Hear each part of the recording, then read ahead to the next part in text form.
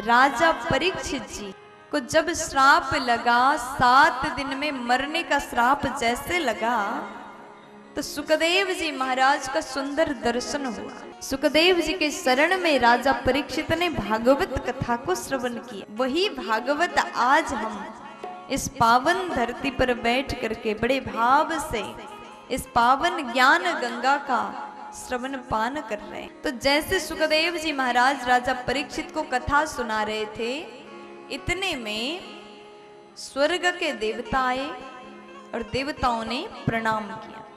महाराज आपको प्रणाम करते हैं। सुखदेव जी बोले बताइए किस उद्देश्य से आए। लेकिन स्वर्ग के देवता बोले कि हे सुखदेव जी, हमने सुना है राजा परीक्षित को श्राप लगा और आप ये भागवत सुना करके उनको मुक्ति दिला दोगे, ये हमने सुना। और हम चाहते हैं हमें तो आप ये ज्ञान रूपी अमृत पान करा दें, ये सुधा भागवत रूपी अमृत हमें पिला दें, और इसके बदले में हमारे पास में जो अमृत है ना, स्वर्ग के देवता लोग स्वर्ग से अमृत लेके आए थे, ये अमृत आप राजा परीक्षित को पिला दीजिएगा, ताकि उनको मृत्यु से भय, उनको मौत से भय है, इसलिए वो आपके शरण में आए। अगर वो ये अमृत पान कर लेंगे तो उनको मरना नहीं पड़ेगा, वो अमर हो जाएंगे। जैसे कहा सुखदेव जी को आज देवता के ऊपर हंसी आती है, तब सुखदेव जी कहते हैं देखो तुम बड़े मूर्ख हो, हमने ऐसे मूर्ख को आज तक नहीं देखा। बोले क्यों? सुखदेव जी कहते हैं को सुधा को कथा लोके को काच को मणिर महान ब्रह्म रातो विचार एवं तदा देवान जहासः। को सुधा को कथा लोके, कहाँ का कथा रूपी अमृत और कहाँ वो तुच्छ अमृत प्रदान करने वाली अमृत। देखिए जब तक वस्तु बराबर का ना हो तब तक तुलना नहीं हो सकता। अब यहाँ पर कथा रूपी अमृत के साथ में उस स्वर्ग में जो अमृत है उसका तुलना किया जा रहा है। तुलना करने के बाद देवता कर रहे हैं, लेकिन इनकी मूर्खता पर सुखदेव जी को तो हंसी आ रही है। और सुखदेव जी बोले अरे मूर्ख देवता, कहाँ की कथा रूपी अमृत और कहाँ वो तुच्छ अमृत प्रदान करने वाली अमृत। कांच के टुकड़ा के साथ में हीरा का तुलना कभी नहीं होता। उसी प्रकार भागवत मनुष्य को बार बार आने जाने की चक्कर को हमेशा के लिए खत्म करने वाली ग्रंथ है। संसार में भटके हुए को प्रभु के पास तक ले जाने वाली अमृत भागवत कथा है।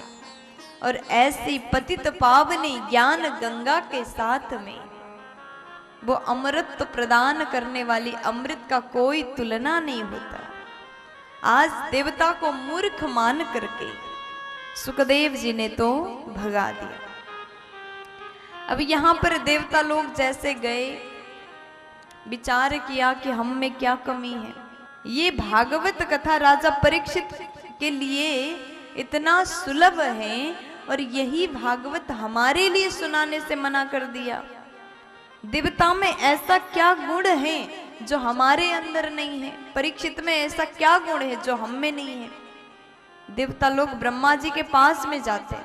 ब्रह्मा जी से पूछा, हे ब्रह्मा जी, अभी अभी हमने कथा के विषय में पूछा तो हमें कथा सुनने के अधिकारी ना मान करके सुखदेव जी ने हमें भगा दिया। आप बता दीजिए कथा में ऐसा क्या है?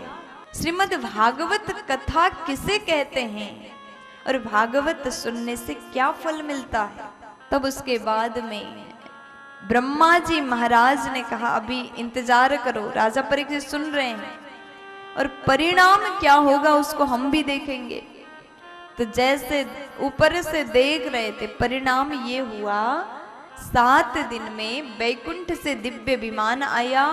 राजा परीक्षित ने 7 दिन कथा सुन करके उस विमान में बैठ करके भगवत धाम चले जाते हैं, वैकुंठ चले जाते हैं। बोलिए भागवत महापुराण की जय हो, परीक्षित महाराज की जय हो। प्यार से बोल दीजिए ना, राधे राधे, मस्ती में बोल दो ना, राधे राधे। आज भागवत कथा श्रवण करने से परीक्षित जी को मुक्ति मिल गया। भागवत की महिमा जितना वर्णन किया जाए उतना कम है। और ब्रह्मलोक में ज्ञान, ब्रह्मा जी महाराज ने सत्यलोक में ज्ञान रूपी तोला में तौल करके देखा। एक पल्ले पर भागवत को रखा, दूसरे पल्ले पर जितने भी धर्म शास्त्र हैं सभी को रखा। लेकिन हुआ क्या, लघु नन्यानि जातानि गौरवेण इदम महत्, अन्यानि लघुनि जातानि। जितने ग्रंथ थे वो सब छोटे पड़ गए, हल्के पड़ गए। लेकिन भागवत जी की महिमा के कारण, गरिमा के कारण भागवत महापुराण सबसे ज्यादा भारी ग्रंथ हुआ। और भागवत ग्रंथ के सामने किसी और ग्रंथ का तुलना नहीं किया जाता। श्रीमद् भागवत महापुराण पुराण मध्य भागवत पुराण को तिलक कहा गया। सबसे श्रेष्ठ, सबसे उत्तम ग्रंथ है। और आज जैसे बताया सुखदेव जी महाराज ने जो कथा राजा परीक्षित को सुनाया, उसे सुन करके राजा परीक्षित मुक्ति को प्राप्त हो गए, भगवत धाम चले गए, वैकुंठ की वास उनको प्राप्त हुआ। इसलिए भागवत की महिमा जितना वर्णन किया जाए उतना कम है। बोलिए भागवत भगवान की जय हो।